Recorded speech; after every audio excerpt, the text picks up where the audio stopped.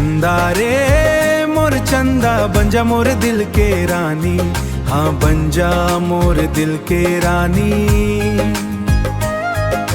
चंदा रे मोर चंदा बन जा मोर दिल के रानी, हाँ बन जा मोर दिल के रानी।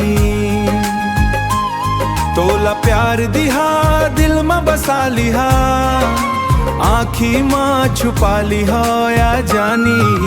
चंदा रे मोर चंदा बन जा मोर दिल के रानी, हाँ बन जा मोर दिल के रानी।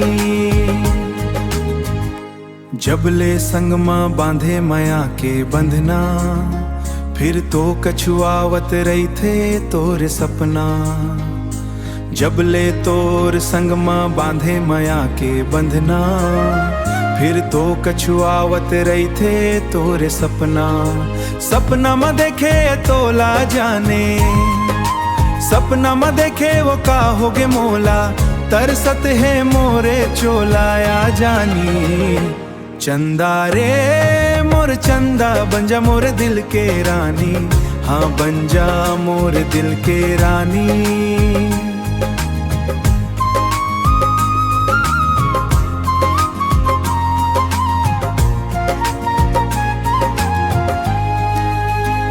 गुनत गुनतोला संगी जरत है जिया, तोरे बिना सुना वह फूल बगिया।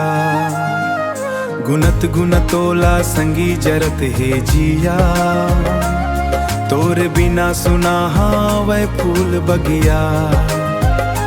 बगिया नहीं भाए मोला, बिरहा जराए चोला, माया तय दे दे मोला या जानी। चंदा रे मोर चंदा बन जा मोर दिल के रानी, हाँ बन जा मोर दिल के रानी।